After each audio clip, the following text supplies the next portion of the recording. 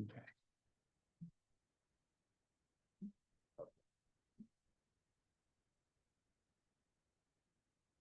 We'll just wait a couple minutes and then start. There's Ashley.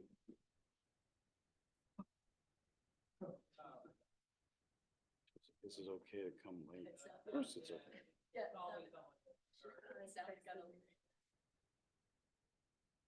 Okay.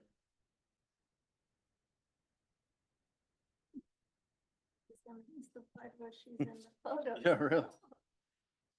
Okay, here we go.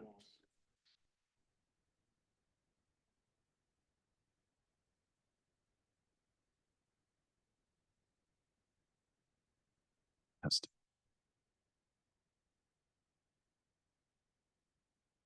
I'll just go ahead and get started.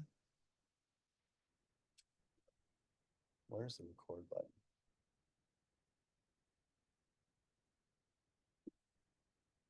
I don't say record. Tech people. I don't see record. I mean, do you see it? Oh, wait, is this it? Pause recording? It is recording. Is it recording? Recording already. Oh, You're already oh, recording. well, thanks for telling me. Yep. Okay. Okay, everybody. Thank you so much for coming. Really appreciate it. I'm Jacques de Beaufort. I'm the chair of the Art, Music, and Theater program here in the Gardens campus. Today, we are joined and lucky enough to have our Helen M. Salzberg 2024 visiting artist, Denise Treizman. Come on, give me a little round of applause. So let me just talk a little bit about the program. This is a program that started just last year. We had our first visiting artist last year, and it's called the Helen M. Salzberg Visiting Artist Fellowship. And our patron, her name is Helen M. Salzberg, obviously. She's an artist and philanthropist who lives in Palm Beach Island, as well as Connecticut. And the other part of the program, and so that allows us to bring one artist every year to do an exhibition and to do a talk or workshop and to work with the mentees, which is the other part of the program. So the other part of the program is called the Koo Family Art Mentorship. And the patron for that is the Koo family. And we have Shirley Koo in the background right here. And it was started by her husband, Bob Koo. And that allows 3 students, so 3 of you will be chosen next year to be selected as mentees for the artists that we have next year, and not only get to work with a professional artist within their studio or their professional practice or to assist them, but also to get $1,500 as a stipend for their own personal artistic development. So that's a pretty good deal, right? Yeah. Okay, so let me just introduce Denise a little bit, and then I'm going to hand the microphone over to her. So Denise is our 2024 Helen M. Salzberg visiting artist. Denise Treizman is a Chilean Israeli artist based in Miami, Florida. She creates sculptures and installations combining found objects, ready-made materials, ceramics, weaving, and lights. Treizman has had solo exhibitions at the Coral Springs Museum of Art in 2024, as well as venues and galleries in Chicago, New York, Miami, and Spain. Her artist residencies include the Elizabeth Foundation, Mass MoCA, the NARS Foundation, and she was recently awarded the prestigious South Florida Cultural Consortium Award for Miami-Dade County.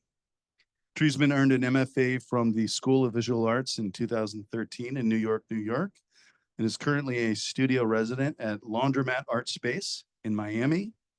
Having lived in many densely populated cities over the years, Santiago, London, San Francisco, New York City, Haifa, and now Miami, her practice has stemmed from and benefited from throwaway culture. So please give a round of applause to Denise Treizman.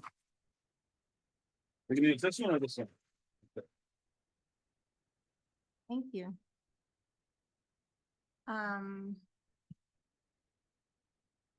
Well, thanks, Professor Jacques, for the introduction and everyone for being here and for this wonderful year that I've had working alongside with the mentees. So I'm going to start talking a little bit about that. Heck, already it's not moving forward. Why?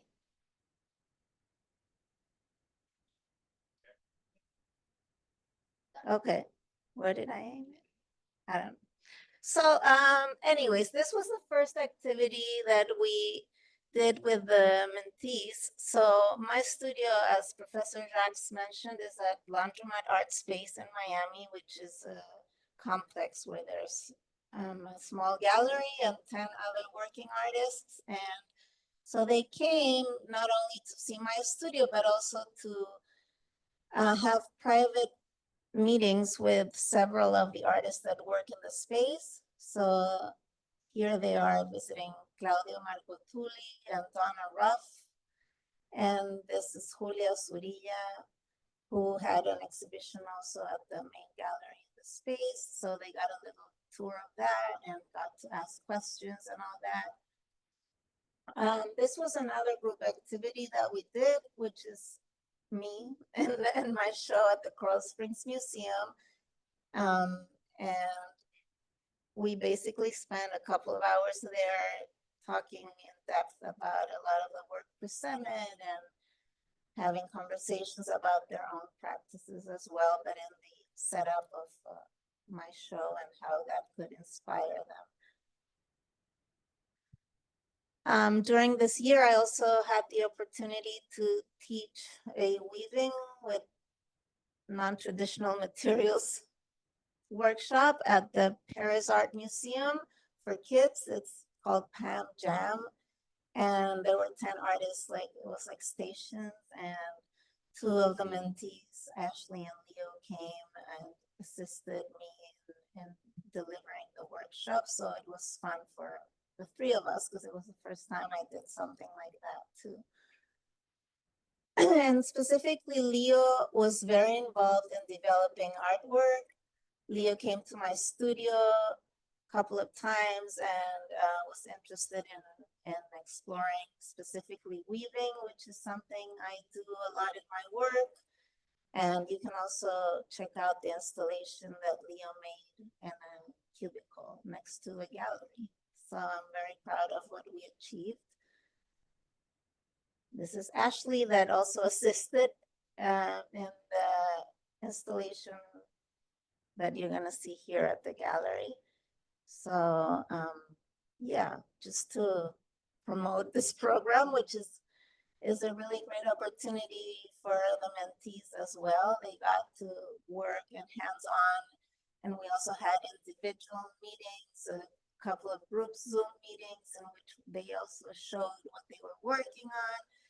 And of course, it's a program that depends a lot on the interest and engagement on each participant. So if this is something that you're interested in pursuing and putting the time in, it could really be a great opportunity for you guys. So that's about that.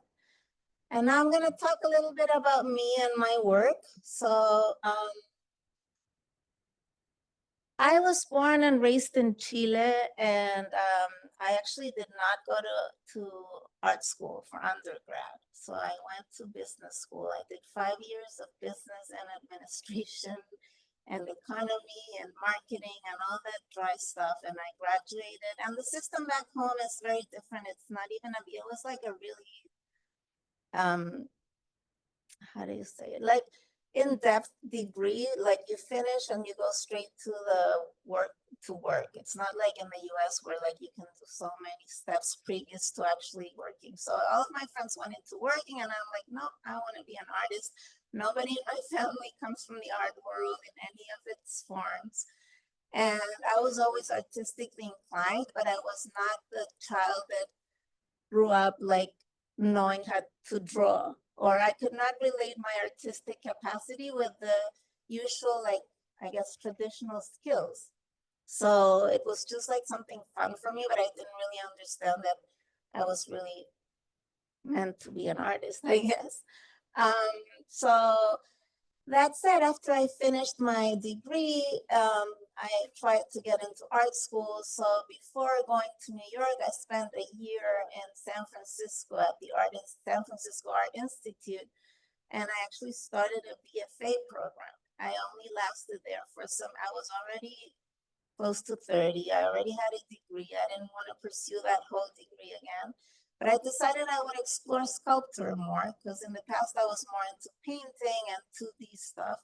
And I decided, if I have this opportunity, I'll take a lot of sculpture classes. And eventually, after a semester, with the support of the faculty members there, I kind of switched into their master's program. And long story short, I got into the MFA program there. But I was really obsessed with moving to New York. So before I go back to that, this is one of my personally loved pieces that I created during my time there. And these are ceramics made out of cast out of using a mold, basically slip cast, made out of two found objects that are very simple. So one is a funnel. I mean, not that I have to reveal it, but I'm sure you're wondering. And the other part is like a piece of a leg of a mannequin that I had. And I kind of put those together and started playing with these lights in different configurations. But this is New York. So prior to that, I actually spent a summer in New York doing a residency, and I really that was before I lived in San Francisco, but I already knew I was starting school in San Francisco. So that month and a half I spent there, I was like absolutely into all the stuff that was put on the sidewalks. I think that coming from a country where, I mean, first of all, just like as aesthetics of the landscape, like why would people put all kinds of things on the sidewalk? And why would they form these huge piles of trash? Then this is actually right across the school, the SVA, the School of Visual Arts, and it's taken from above. So I would look at these piles of trash every day and not every day, but a couple of times I did different gestures that I would photograph. So this is, I just spilled the paint and then went upstairs and took the picture of the pile. And then, like it would just be gone when the garbage truck came. So it was exploring this idea of ephemeral in art, and also with starting to understand what these objects and things that were put on the street meant to me, and how I was going to incorporate all of these things into my practice. But I didn't really know or understand so well what I was doing. I was just, being playful. And I actually remember I had a professor who was like, I told her, she was like, this is great. And I was like, what is good about this? Like, and she was like, don't ask, just keep doing it. I'm like, okay. So I kept doing this for a little bit. So this is a found mattress I sprayed and taped, and this was right across my house in my apartment in New York. So it's kind of like I used to do it on the same background. Sometimes I would walk around and do a gesture somewhere else, but there were certain places where like there was always something there. So I did this one with a mattress. And then there's like that same location. I'm not sure if you can tell by the photo, but it's this exact same place where the mattress was. Like then I did that with the bags. And again, I was kind of developing a language at the time. I was not so clear about what I was doing, but I just kept going. And at some point, I felt like I could start bringing in some of the found, not the trash bags, but some of these found objects I started bringing into my studio to experiment in the studio. So I'm not showing all of my progression, but this is actually, I want to go back to this. So I think that these sometimes at some point I printed these and I was wondering what were they, if it was important, if they were photographs, if it was a performance, if it was what. And people were like, oh, this is great, you should perform, or you should print them in blah, blah, and enlarge them. But at the end of the day, I think these were just like a way of developing my practice and my language in a way that I was so free on the street. And I feel like when I started working in my studio with the same kind of objects and painterly gestures, I was able to kind of replicate that same sentiment inside. So this is a really important part of my career or my path as an artist. But so yeah, that's to say that sometimes there are things that you're doing and you don't really understand at the time. So, and you as like artists maybe are not so sure. And if you feel like it could take you somewhere, sometimes you just gotta keep exploring without necessarily knowing where it's gonna take you.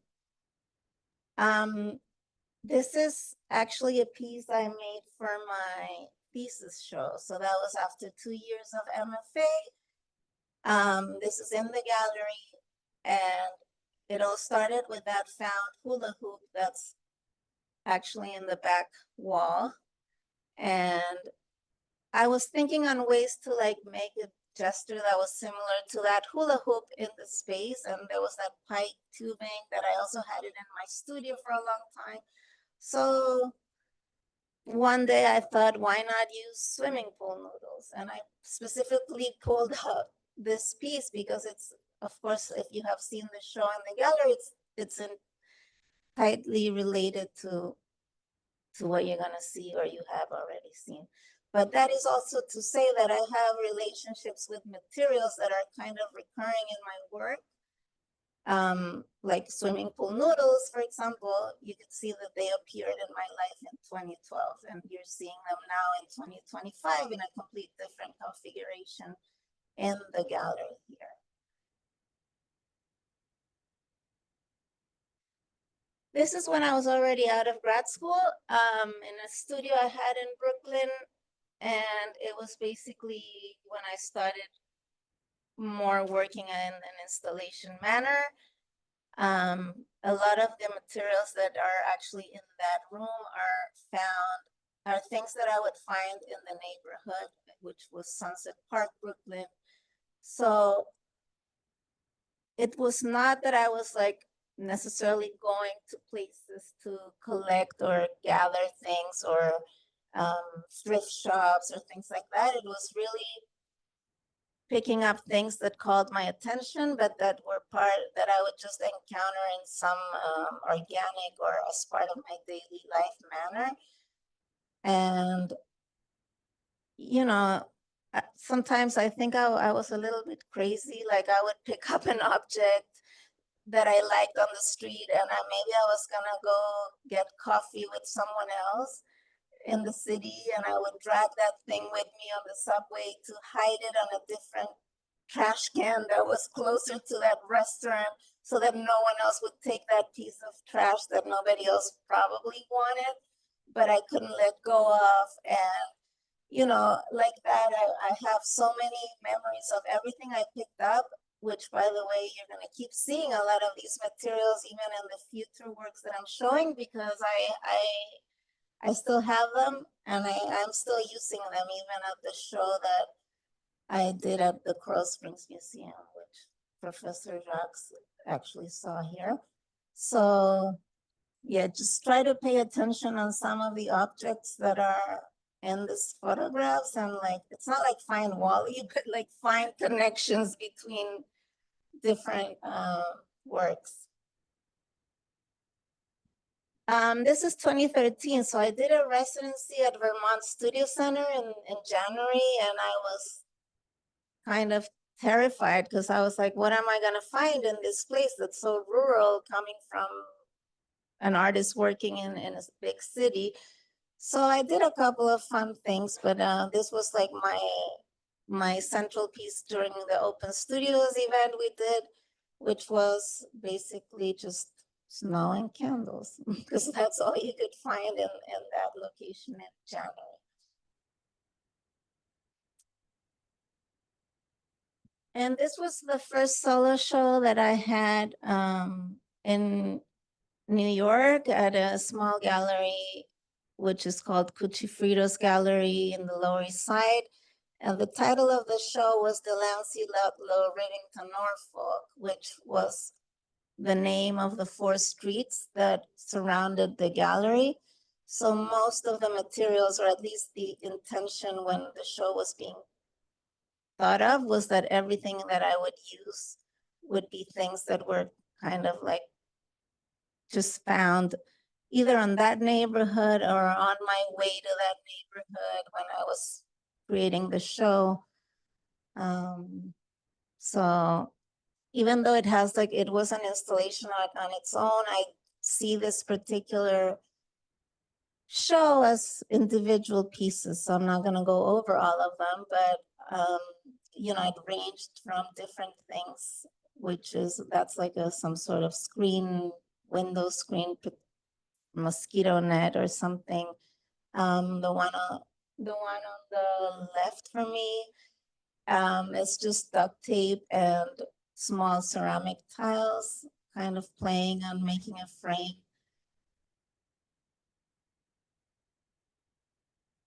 This was, so at the time I was working with another project that had a lot of tires in it, and I'm gonna show it right after. So some of those tires ended up escaping that other project to be used in this show, which happened kind of around the same time.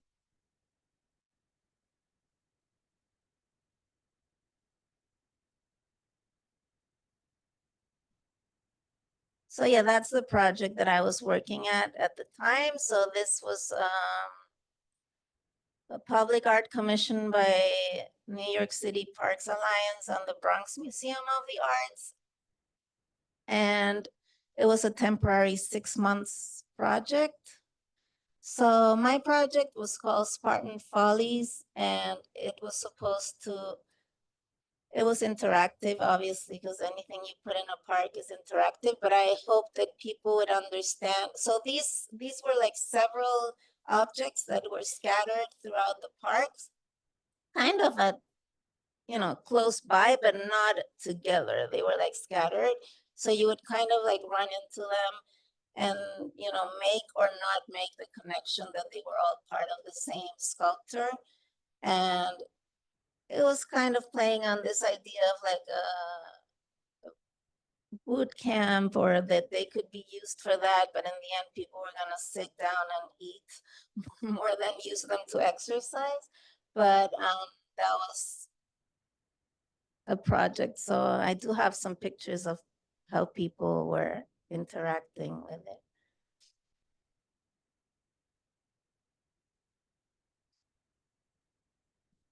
This is at the Bronx Museum of the Arts, and it's a piece I made called Hot Dogs No More. So this is this is the iconic like hot dog cart that's all over Times Square and whatever. And I have 4 of these umbrellas, and people are always like, what? And I still have them. And the truth is that when I lived in New York, even people, other artist friends, they were like, how do you find all these things? I'm like, I don't find, like, I don't go buy them. I'm just always looking. And there's more stuff than you can actually like even imagine. But people are like, you know, so just to say that it's not like a collection object. These are the kind of things that I was interested in keeping. So the piece actually from the other side, it went through the wall, and if you saw it from the other side, it would just be, you know, kind of this mysterious,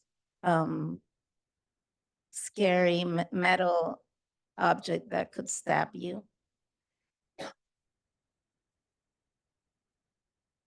This is back in 2017 in Miami, but I was not living here at the time.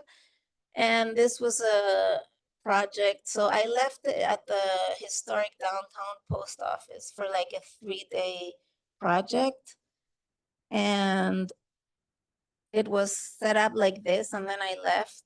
And then during the opening, it turned into that. And that's kind of what I wanted, but there were no instructions. So there are several times in my work where there has been work that is kind of inviting for some sort of interaction, but there's never instructions, or it's never, I'm not, just like in my work in general, I don't want to tell the viewer the whole story of what it is about. When there has been interaction, it's like very subtle. Like you can enjoy it just appreciating it, or you could, you know, understand that you can participate. By the way, here you can't participate in the main gallery. There's a sign that says do not touch the art, although it's inviting. But I guess so.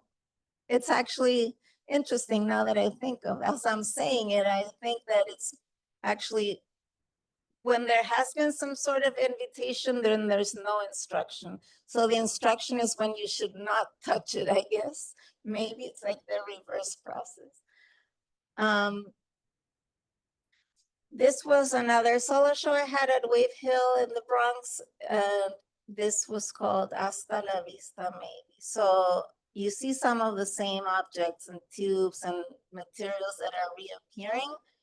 And all of these were kept in storage in New York. So after like 6 years, I took them all to the gallery here, and I made this installation.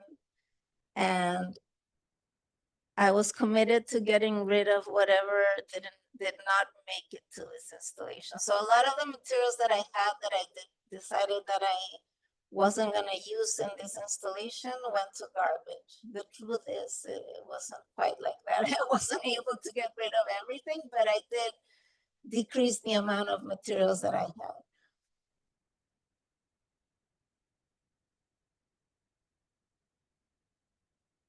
So there's swimming pool noodles again in a very different configuration. The yellow thing that's hanging is a taxi bumper. I'm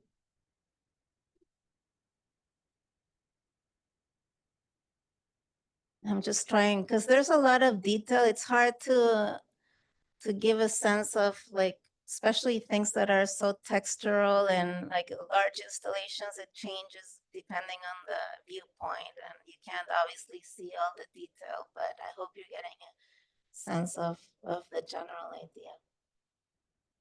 And this was a piece I showed in a group show. I think I just put it up because I really like the title. I like to be playful with the titles. It's called Who Let the Stripes Out? And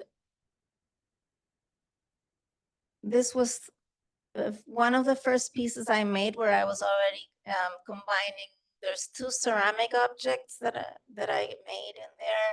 And then there's found, and then there's this painterly gestures made with sand that kind of followed the stripe of the found. So there's always a complement between the found and the made, and kind of this idea of like made and found can be at the same level of hierarchy. So the ceramic is not more important than the piece of trash that is combined into the assemblage.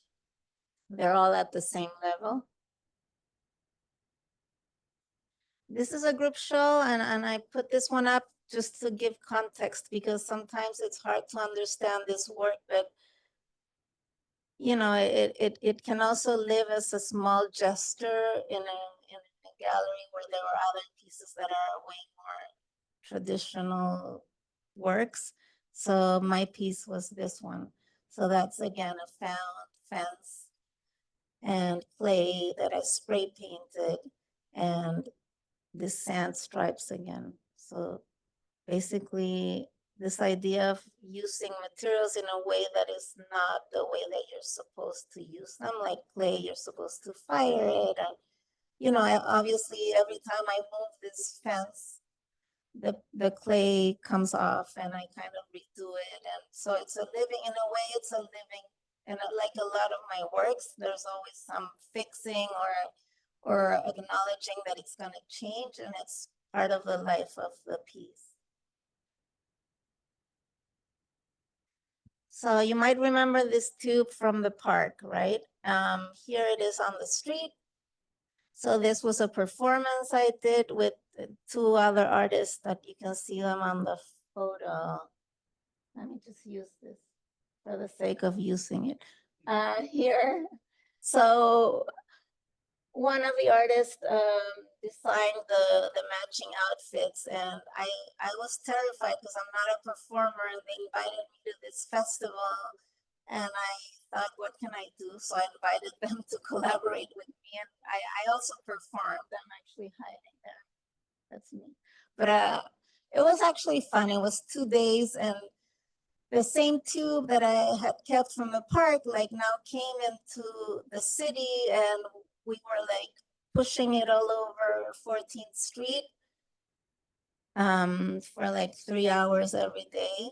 And people were joining us in this process. So the idea was also to emulate a little bit of my relationship with the found objects, but also the relationship that everyone that lives in New York has with, you know, like when we live here in Florida, we're like spoiled. We drive our car, we park it, we go to the store. But like when you are in a city that's mostly pedestrian, even getting groceries is like a hassle.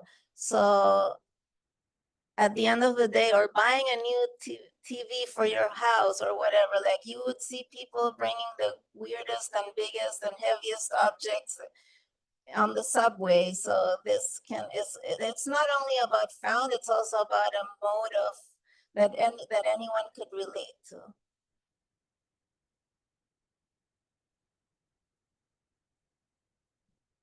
This is from a group show too, but I brought this piece up. This is the first time I made an actual weaving. So most of the works that I do nowadays contain some sort of fiber woven element, and which I create on a loom, which I don't know if you're familiar with, but basically, you know, there's more labor than maybe my work at the beginnings, where it was the gesture of putting things together.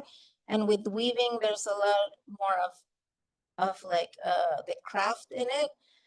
And the first time I wove, it was actually by chance. I was at an artist residency, and another artist suggested, there was a loom there, and she suggested, why don't you try it? I said, I don't know how to weave. And she said, well, it's pretty easy. You can press this pedal and the other and just use. I'm like, I don't know, what do I use? And then at the time I had a lot of bubble wrap, that green bubble wrap paper, because I was making ceramics. So I bought a lot of bubble wrap to bring those ceramics back home. And then I had duct tape, which I always have, because it's kind of my main material. So I kind of started playing with that and made this weaving. And it kind of set not a new beginning, but it added something really new to my work. I took this back to New York at my studio at the time, and I hang it next to some other works that I had that were more just with the found. And I had an event, and people were like, oh, wow, where did you find that rug? And first I was very insulted, because I was like, I made this. I spent so much time. Like finally, I spent like a long time putting this thing together, and it's very intentionally woven, and you know, it's not random. But then after a while, I thought it was actually good, that the fact that people were kind of confusing it with something that could be found was actually very good for it. Actually was achieving what I wanted in the work, and it kind of gave me confidence that I was also allowed to make and not only use things that were found. Not that you have to give explanations, but you know, those are the things that you're always thinking about when you're in this world of the art. This is a solo show I had in 2018 at Proto Gallery in Hoboken, New Jersey, and it was called The Marshmallow Method. I love that title. Unfortunately, I didn't come up with it, but the idea was that it was a lot of found objects and all that, but there were a lot of ceramics. So the ceramics were kind of replacing the found objects that I would never be able to find. So it was something artificial, like a marshmallow. That's the connection.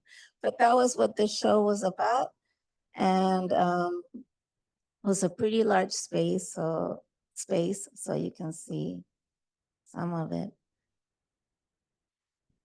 This was when I already moved to Miami in 2021. I was asked to create this ephemeral installation for a video, really, but I really liked the result. So that's a weaving that I had made. Actually, it's the same weaving that's on that piece there. And I kind of reuse my own weavings and installations, and this one will show up, I guess. So just like I reuse and keep every object, I could also do that with something that I've made. So this was a place that was gonna be demolished. So they said, you can do whatever you want. And it had that really cool structure. And it was a really large space, so I kind of picked one area of it. And that was the installation. This is 2022, and this is a solo show I had at University Galleries at Illinois State College. And this show was, I was invited to have this show by the curator. And first I found out I was pregnant. So I was like, oh no, I can't make the show happen. And she was like, it's okay, we'll move it one year.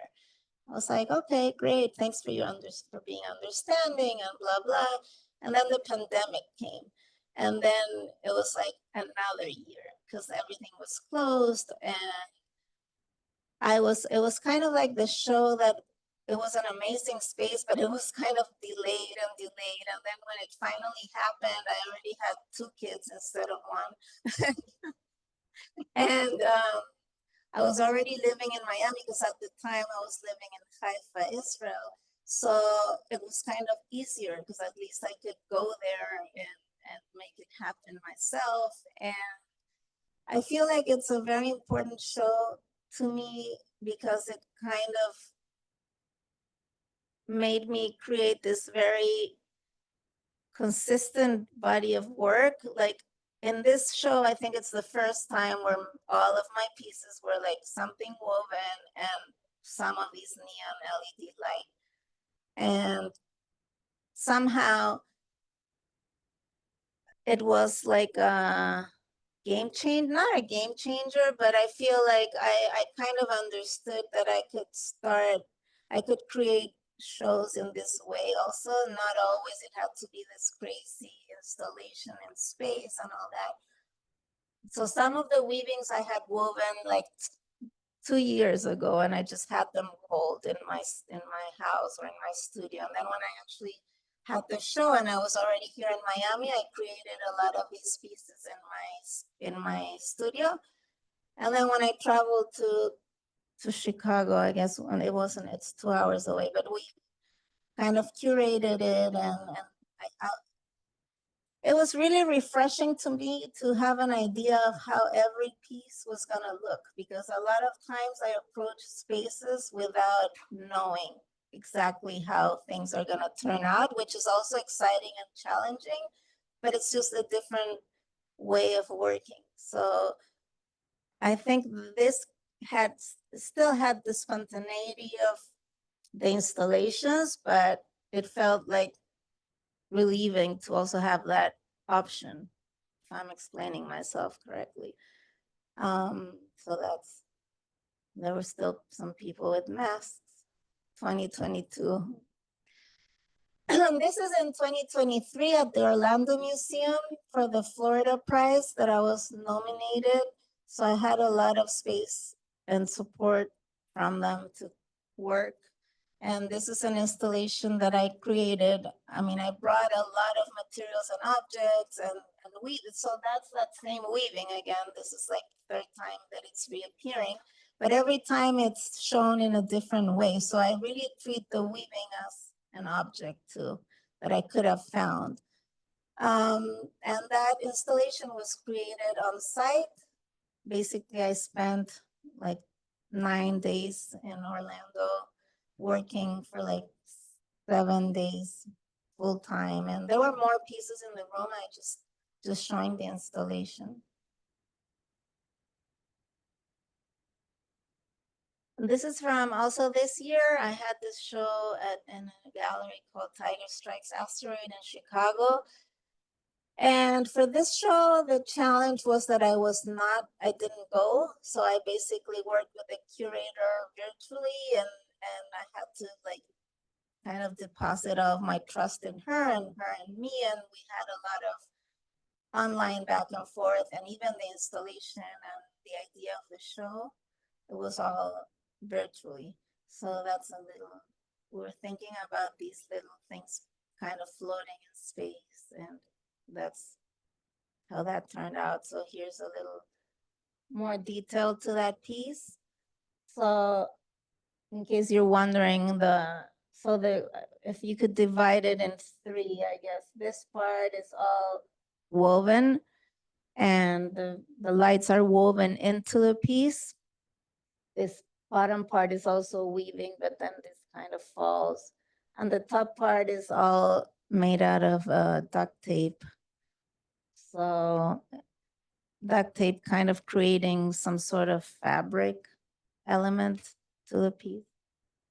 And very painterly. So, I mean, I would not define myself as purely a sculptor and installation person. I think that a lot of my decisions come from color decisions, and yeah, even like when I'm making an installation, I feel like I'm painting sometimes more than sculpting. So that's that same show. So these little guys here, so that's a work I made, and I started making these last year, and they're balloon weavings. So everything, it's because it's all balloons, it's some sort of elastic kind of fabric that I create, and then it's stretched on canvas. So I've been making a lot of these because I really enjoy it. I also feel like sometimes I need immediate reward, and this is something that I can make because they're fairly small. I can work on that, and I usually don't work in one project only. So I have several things happening at the same time. So maybe I'll have that happening on a loom, and then I'm weaving something big on one of the floor looms. And yeah, maybe I'm drawing something. So I work in a very like, just like my work, I guess, puzzled manner. It's like a lot of things happening at the same time. So that's another of those balloons. So I have a lot, I didn't put them up, but it's like a series that I'm working on. And this went to a group show. I just wanted to again show it in the context of other people's work. So you can see that it's over there. And this is a show that just closed during the summer in Brooklyn. And it has this really, so that's actually my page at the catalog that they printed. So it was a really nice curated show. And this is the show I did at the Coral Springs Museum. That's a panoramic view. The space was very large. And I mean, of course, you're not going to get the same feel than having been there, but I'm giving a little overview of what that was. So that was my first museum solo show. And the space was kind of tricky because it used to be a basketball court. So it has like weird ceilings and like low and high and different heights, and it's very large. But I feel I worked with a curator that I invited to help me out, and it was a great experience because we really got to enjoy. And again, we had ideas of how some things, like there were some specific things that I knew that where they were gonna go. others were decided and kind of played at this spot. So this piece here, there's hand painted vinyl. And then there's a lot of objects in here that range from styrofoam, again, something I wove it used to be hanging on a wall and now it's actually on the floor. There is this thing here. It used to be one of my daughter's like toy, and in the past I would not allow myself to use objects that belong to me because I felt like I wasn't being true to myself. It had to be something that I found. But now that I don't live in New York, I feel like I've changed a little bit in that sense. And I'm more open to like, whenever I'm gonna get rid of something, I think, wait, if this was on the street on some, like, would I pick it up? And I think if the answer is yes, then I actually keep it. So now the next question is whether I'm a hoarder or not. And I will stick firmly to saying that I am not a hoarder. My objects I see them as paint tubes. It's okay, no worries. So to me, objects are, if you're a painter and you need to have 50 different colors, and I told you, okay, get rid of 10 of those because I think you have too many. So I view a lot of these things as just like one of my paint tubes. And my house, like, I don't accumulate without purpose. I don't have like things that I know exactly what I have and where it's been used. And I actually even remember where it came from. So like if I'm talking about, this ball, what here, to give an example, yes, it's a yoga ball. I could buy another one. But those like spray paint marks that are on it come from like 8 years ago that I used it on something else. So it's finding a balance. I've understood at this point of my artist life that there are things that I can buy. And if I needed like 50 of those balls, just like now I needed 500 or whatever swimming pool noodles. So I went ahead and bought them. I didn't find them. But I feel like there are things that have like some sort of value that maybe it's because I wouldn't be able to find them again. Some of the objects that I have that come from my time in New York, it's actually due to that I don't live there anymore. But I think even if I lived there, I would still, keep, and I'm saying collecting, but I don't like to use that word because I don't collect. I feel like collecting has a more intimate connotation of like selecting and keeping it very safe and organized and cataloged, and that's not my case either. So all of these materials that I'm keeping after this show, they're now in a U-box in Florida somewhere to be used on my next solo show 2025 in a museum in Alabama. So if I had to get rid of all this, what do I do in 2020? So it's just a never-ending cycle. But I feel like in general, that is what my work is about, which is this never-ending cycle of consumerism that can be, that we all, and the relationship of the love and hate relationship that we have with that. Because we're all like criticizing, what, like consumerist culture and this and that, and why do you need this and that? But then the new iPhone comes and we all want it day one. So I feel like even if you're not someone that uses and reuses your stuff, you could still relate to this conversation. So in my work, I actually highlight excess and I highlight consumerism, and I do buy things to make my work. But I'm participating in this culture that at the same time I'm kind of criticizing. But so that is the paradox that I'm trying to convey. That's the same weaving again. Where did I have to point? Where was this? It's not doing it again. Oh yeah, okay, good. So here's some details. So there's those three taxi bumpers again.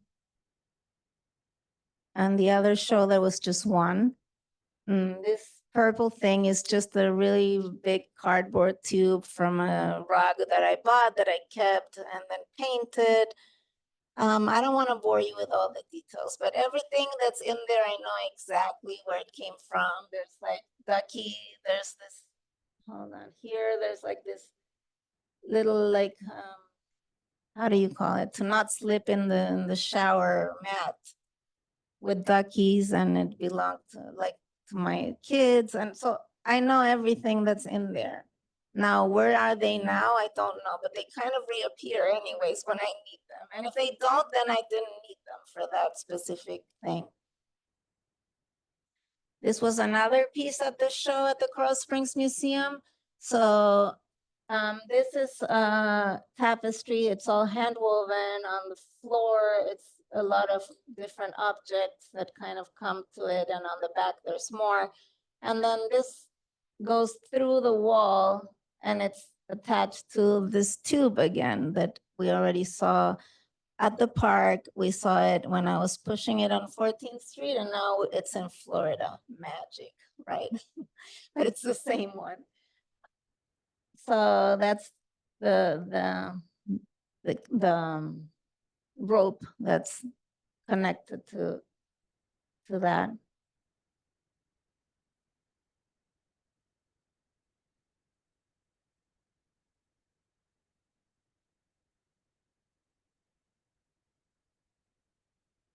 This work here is also a very long weaving, and it has vinyl that's spray painted, another ball. Sometimes I don't care, like if that ball, it could be a different kind of ball. Like I've already shown this piece this is the third time I show it, and I know that that piece is gonna stay as it is. But there's always a little tweak to it, and I allow myself that flexibility. So the bottom part is all glitter. Museums love me and they love glitter, but they don't always let me do it, but I've gotten around with it a couple of times. And when I'm making my work, sometimes I think, okay, why couldn't I just cut a piece of glitter paper and with that shape and put it there? Would it do the same thing? I'm not sure. Like, to me, there is something about the actual moment when I'm pouring the glitter, or like the fact that, it's like you want to touch that thing much more than you would want if it was just glitter paper. But in my different shows and depending on the situations, I've always found ways to like do what I want to do. Even if it's not allowed, we find a way to make it happen, or I find another solution that is as satisfying. This was another piece in that show. It's called like a gift shop. It's all woven and there's some stuff in it that, again, find Wally, but there's like my tennis shoe, a pool noodle, lights that are woven into the piece. Glitter again on the floor. And there's another umbrella piece, very different to the one that I presented at the Bronx Museum. This one is also torn and cut and just on the floor and combined with a ceramic piece. This is a wall of drawing. I was mentioning I'm leaving that whole part of my practice out for this presentation, but I do make a lot of works on paper. And I feel like they're not studies for something. They're not patterns that I try to copy when I weave. They're just the same gestures that materials allow me to do when I'm weaving. But they're just really separate. Like these drawings I've done. So this is it's called Forever in Progress Grid, and there's 62 drawings, but it's intended to keep growing. And some of the drawings I made in 2015 and some I made in 2023. So it could keep growing or hopefully reducing its size if I find some collectors, but it could change the shape. This was another room at the museum, kind of replicating more this idea of separate pieces, but that are always in conversation. So like I said, the museum was very large, so it allowed me to explore a lot of different ideas that I had kind of somewhere in there, or even pieces that I had made, but I had never been able to show like I wanted. And this is very recent. It's actually up now at Piera Tugari Gallery in Miami. It's a show that it's called Women at Large, and it's a show that's kind of a survey of 9 women artists working large scale. So that is the piece that I'm actually showing now. So if you happen to be in Miami, check it out. And I don't want to kill. This is what you saw. You will see, and you're seeing in the gallery here. So I had this idea of wrapping a column with pool noodles a long time ago when I had my studio at the Elizabeth Foundation in New York. I had a column and I kind of did it, but not like as a show. I did it to try out the idea. And it was always back in my head. So when I came to see this gallery and we were talking with Professor Erica about the possibilities and what I could do, I was like, I need to use that column and I want to do that. And in this particular case, there were some restrictions on the walls, like how heavy you could go, or if you would have to use like strings. And I was like, yeah, but no, it's not even about not using the walls. Like, I really think that this is the perfect place to make this happen. And thank you, Professor Cespedes, for all of your support and making this happen. So basically, that's what you're gonna be seeing. And that's what I have to say today. But I hope you enjoyed.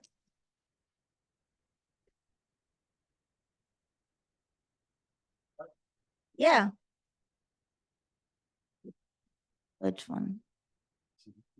Okay. Does anybody have any questions?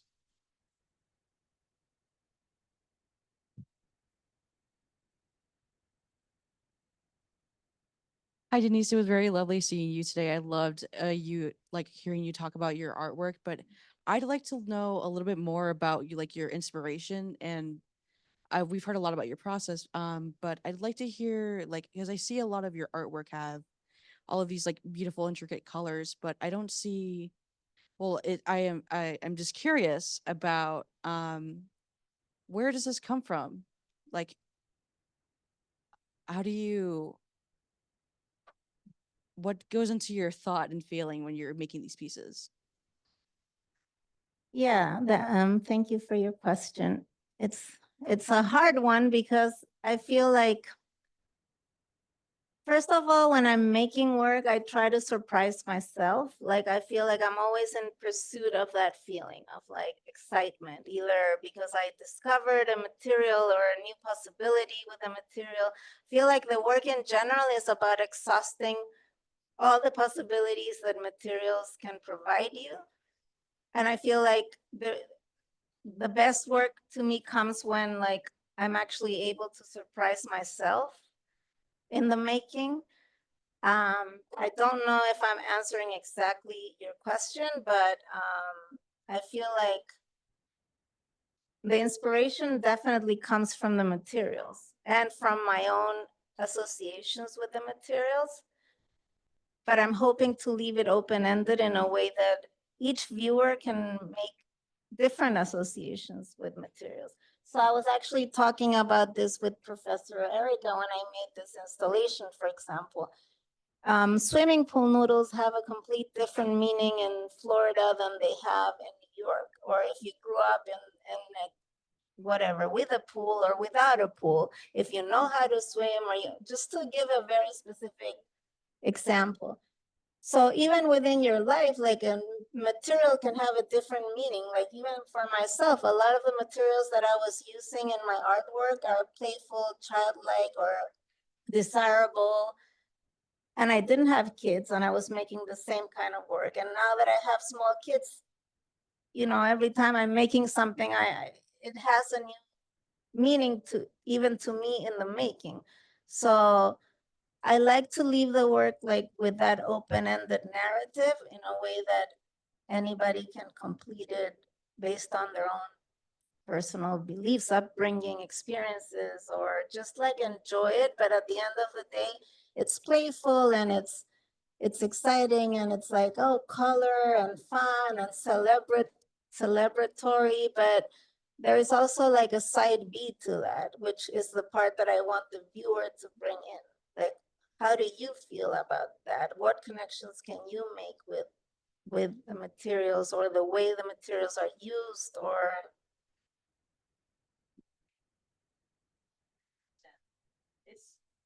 it feels like there's a lot of, sorry. I just ask because like I feel like there's like a lot of childlike wonder to each of your pieces, but I understand like while you're talking, I understood that you have like a very open narrative to how your pieces go, because like you said, some of them are interactive, and I found it very interesting that most people can take their own like perspectives from their own lives, and I just found it very admirable and amazing how you make your work so open ended. Thank you. thank you. Other questions? Jacob?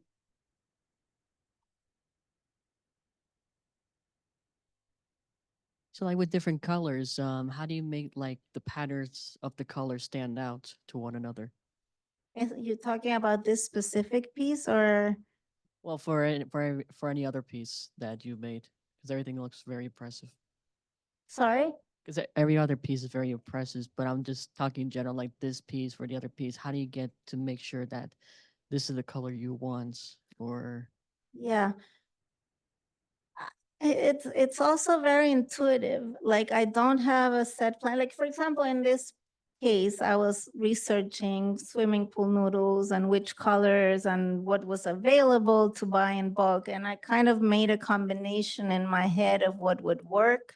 Then when I got here, there were three colors, and I felt like it was missing one color because it was too like lemony or something. And then I went all over the dollar stores of Florida. I went to like $5 stores to gather the red ones that I needed. So there's always something that happens on site, and as much as I want to have a plan, I don't. So for example, when I'm weaving, there is a connection between, you know, I kind of see what I've done, and then I think like when you're painting, like what color would complement or what texture would work with that. But it's very intuitive, and I don't make sketches, and it's really like a sense of color. And Like in a color harmony kind of way? yeah, I mean the colors though, I mean people ask me this a lot, and I feel like I grew up in Chile, and my grandparents lived in Miami. I visited them every July, and I was always buying all these colorful, cool materials that at the time we didn't have even back home. Now everything's available on AliExpress or whatever. But at the time, like all these glitter, shiny pom-poms, like these were like my treasures that I would take back home. And like then I wouldn't use them for like until next year. And then that's where I guess I started accumulating some of these kind of materials. So I think that the kind of materials I use, as well as the colors, are very influenced from that experience of like the special, the neon, the shiny, like things that I didn't have at the time. And now I do, and I just went all out with it. Like I don't need to save them anymore, you know? And sir, thank you so much. Other questions? Yep.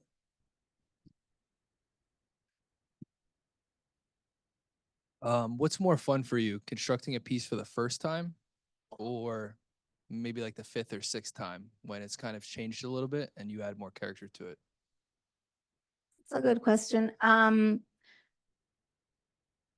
don't think I have, okay, so sometimes it's just, for example, in this case, although I had kind of made this column happen one time, I felt like it wasn't finished. So it was definitely more exciting to actually get to do it here. When it's something like site specific and I'm like completely like, I don't know what I'm gonna do, it's exciting, but it's also like I was saying in that show where I actually knew what was gonna go where. It's less fun, but it's less fun, but it's less stress in a way. So it's hard to tell what I enjoy more, you know what I mean? But I think that to me, the most exciting thing is always to make an installation. Because when I mean, there are pieces that nowadays I consider like complete. They're all complete, but I feel like, I don't know, like for example, this piece I've shown already 2 times. This is the second time. So, you know, it's more technical, like somebody helps you, you put it, and then there's like some little arrangement, and it's exciting to see it in a different setting or with different works surrounding it, but it's not so exciting to make it. But sometimes it's also like this piece I hadn't seen in like 8 years, and it was also exciting to just put it together and see it again. So yeah, I don't know. But yeah, this piece that I've also shown a couple of times, I've managed to like install it exactly the same way, like 3 times already. And now it's like, okay, I know I can do it. It's not exciting, but I love the piece, so I want to keep showing it. Other questions? Where is it? Okay.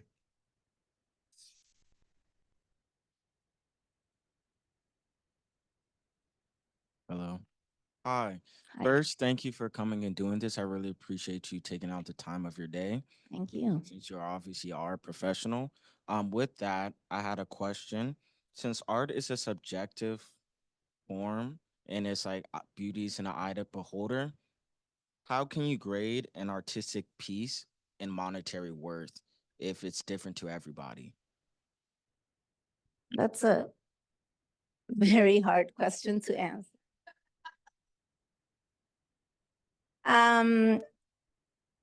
I think that as an artist, so are you just to understand where you're coming from, are you trying to also understand, for example, if you make a piece, how you would price it versus another one, or why some artist pieces has X value and someone else's? Like, what are you more aiming it on, like, how do you understand how to price the work, or why is the market? Because no one understands the art market.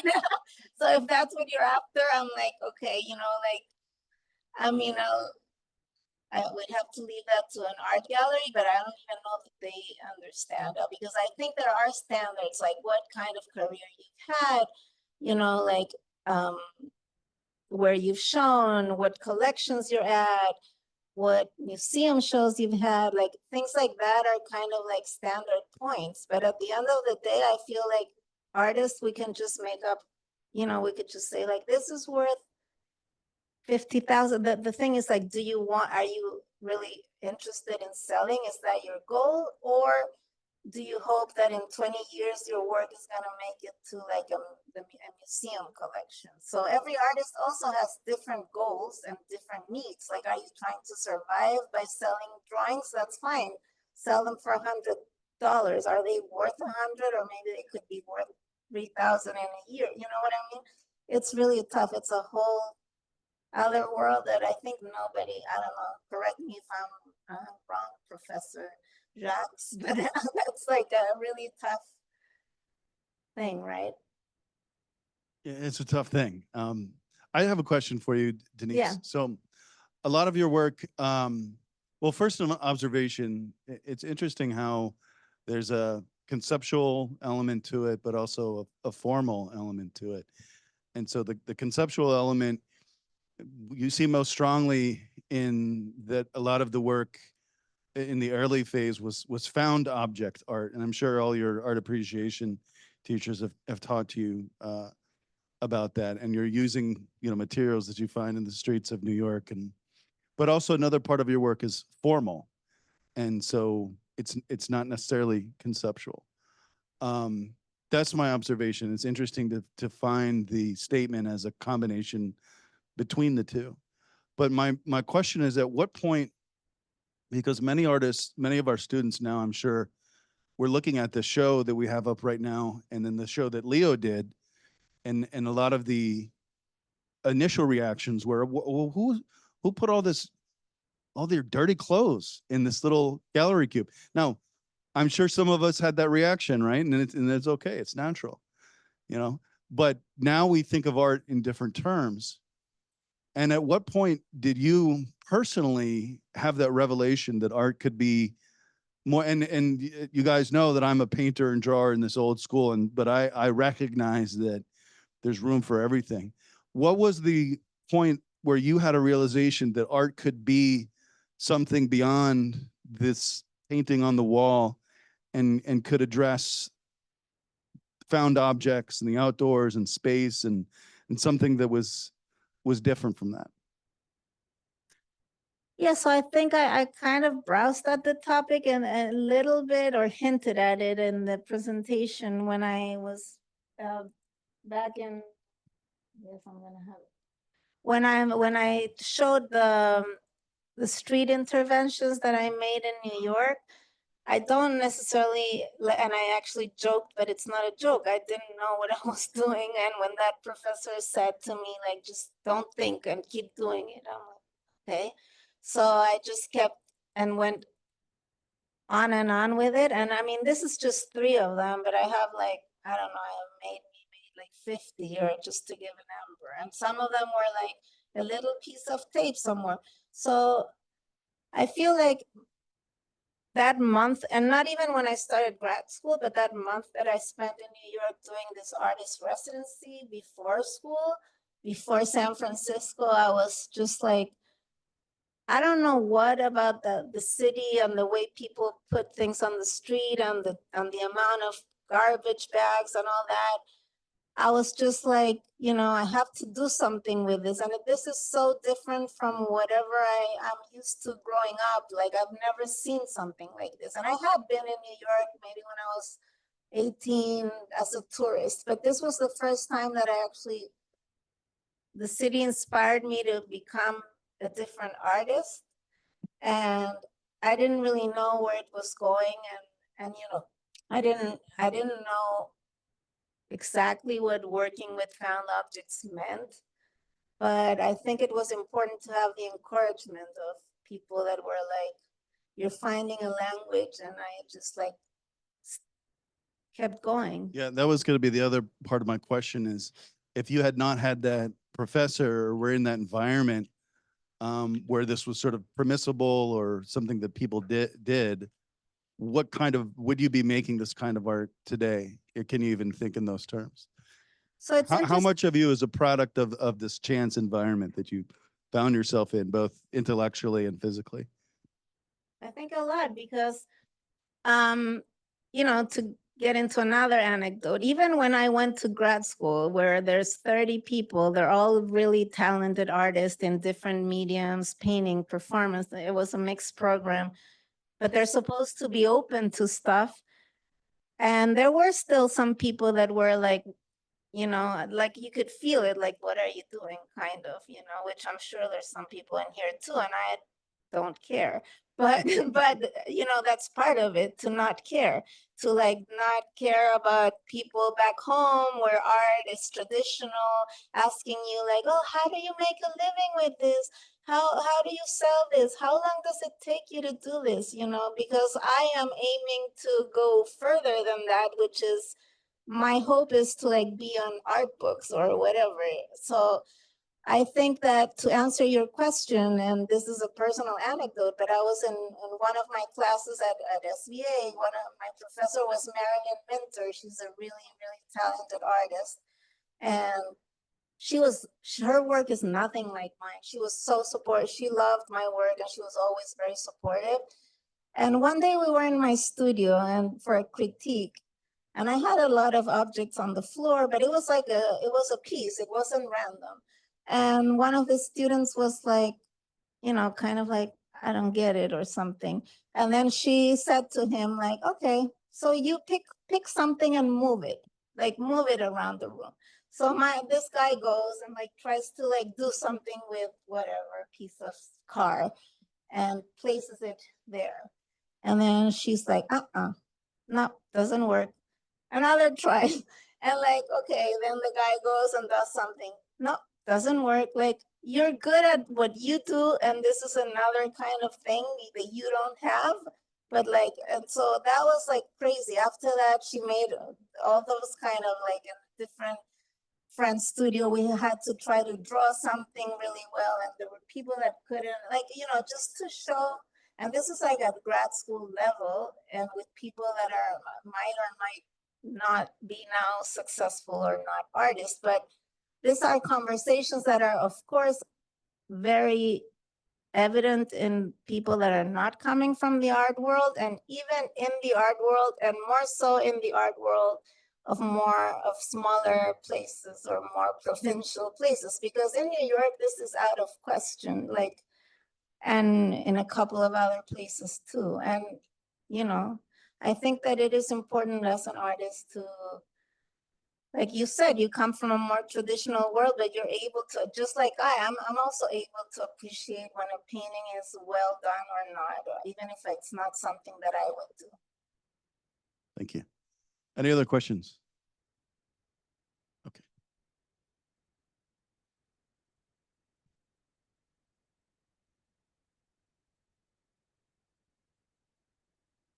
Feel like a talk show host here. How you doing? I really like the presentation. Thank you. I wanted to ask two questions really. The first being, how does, having that open space in some of these galleries, how does that contribute to your pieces? Because Sorry, I'm just not hearing you very well. Can you yeah. I had noticed in the 2014 Brooklyn Gala that you did, it was all very confined to a tight space in the corner. And I mean, though there was,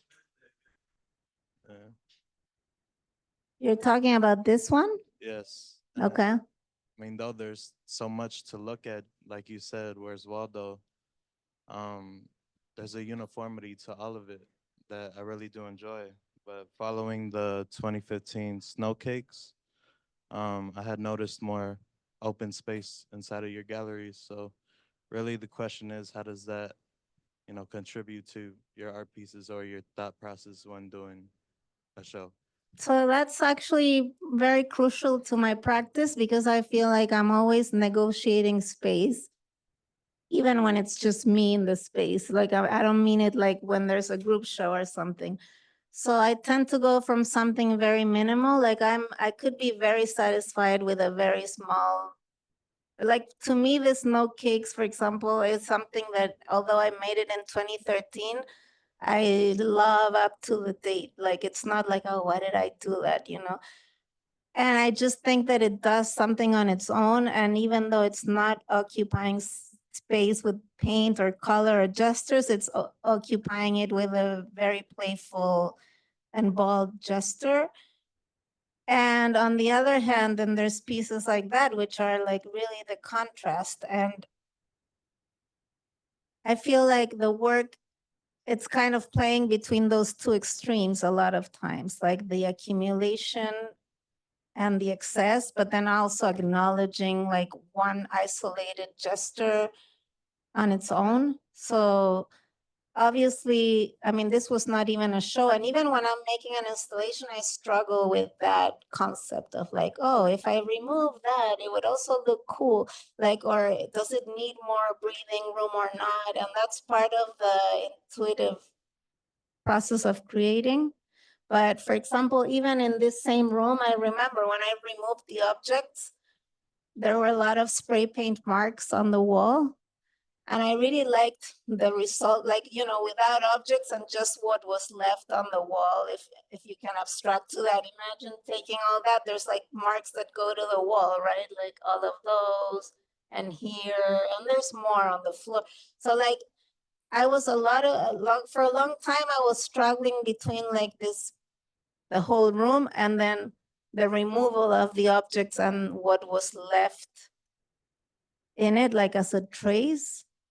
So it's a good observation, and I feel like I don't have to decide or pick one because I'm allowed to do both, but I do feel like there's definitely a different sense when we're isolating or doing something more minimal versus like the actual like accumulation in your face.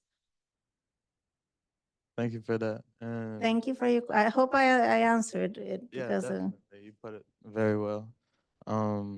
I also wanted to ask, I mean, how is your mindset when doing something indoors in a gallery opposed to like when you bring it out to the streets or in public, like you did with the park, and how you brought that barrel into just the streets and having people come along with you for those 3 days?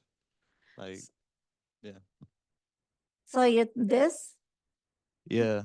or the one on the street you're saying. So I like both. I mean, I wouldn't define myself as someone shy, but I really don't like performing. Like it's not of my interest to have to have me be the center of the situation. It's just not in me. But I appreciate that I understand that the work and the materials I use and the colors are like, it's inviting for that. And I understand how for some people that, or how that could potentially open up a whole other world of possibilities in which I don't necessarily have to be the performer myself, right? So it's interesting to always consider that option, but to me, I'm more interested in the gallery setup than in like doing something. Same, like for example, with something like this, I was also like at the beginning a little bit hesitant because I feel like the space was already like dirty and old and raw. And then if I brought in like objects that are also kind of like, you know, old and found, like it didn't, like I don't like that combination of like old space plus found objects. I prefer like a white cube with the found objects, or you know what I mean? Like it's Yeah, like a juxtapose. yeah, I feel like some of these materials are so worthless to everyone that at least giving them, honoring them in like in a white cube, like already adds something to them. I don't want to like become like a spectacle or like some sort of Burning Man situation. Like, I don't know, it's like it's very in the verge of, and I feel like there are certain limits that you have to like set for yourself and for the work, because of the quality and the nature of these materials, it's very easy to disrespect the work in a way. Thank you for your questions.